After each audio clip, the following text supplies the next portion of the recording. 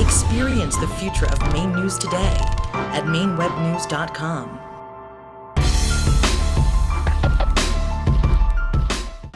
I'm very proud to introduce the Honorable Chellie Pingree.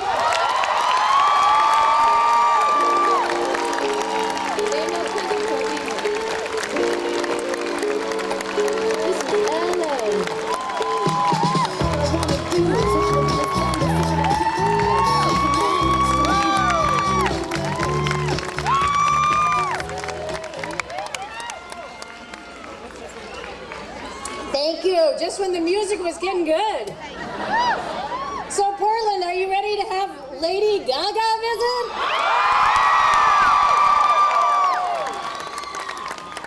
And aren't we proud that she's coming to Portland?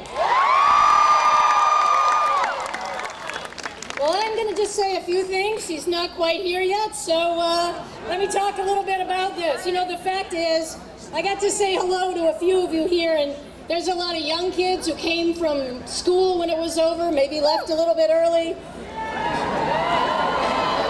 There are people here who've never been to a political rally before, and I'm glad to see you here. And if this is your first political rally, this is a great cause to be here speaking out about. I'm very proud to be here with the Service Members Legal Defense Network and to the members of our military who have proudly served, many of them who have had to leave their position. I am humbled by everyone who serves us in the military, but particularly those people who do so knowing that they are always at risk for losing that job. You know, it wasn't long ago that women weren't allowed to serve in combat alongside men. And when we debated ending that ban of women in the military, critics predicted if women were allowed in combat, that discipline would dissolve and unit cohesion would crumble. The arguments against allowing women to serve in combat are exactly the same thing they're saying about allowing openly gay men and women to serve. And I know, I sit on the Armed Services Committee and I hear all those arguments firsthand. But after 2 wars, where women have served ably and bravely alongside their male counterparts, none of those grim predictions ever came true. Let's face it, discipline has not suffered, and our military remains the most powerful and effective in the world. But those 2 wars have taken a toll on our country, on recruitment and retention.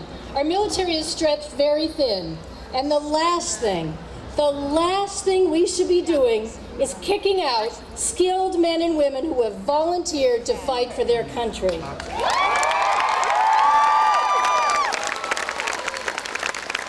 You know, the last thing we should be doing is telling troops that we have spent hundreds of thousands of dollars to train, we just don't need your services anymore. The last thing we should be doing is saying that no matter how brave you are, no matter how dedicated you are, no matter how patriotic you are, if you're gay, we don't want you to wear the uniform of the United States. We should not do that.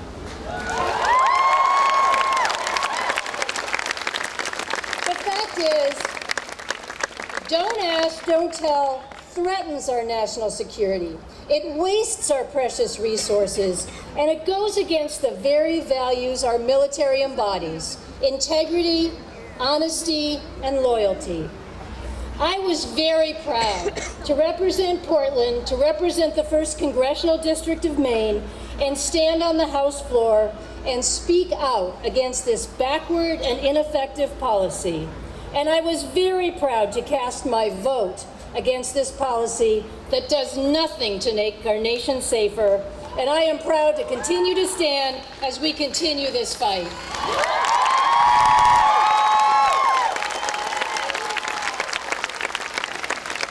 And you know what makes that possible? It's possible to do that because all of you come out and turn out and let everybody know where you stand and who you support. And I can't tell you how much I appreciate that, appreciate the ability to represent you. Now I'm really excited. I'm going to introduce another proud member of our military.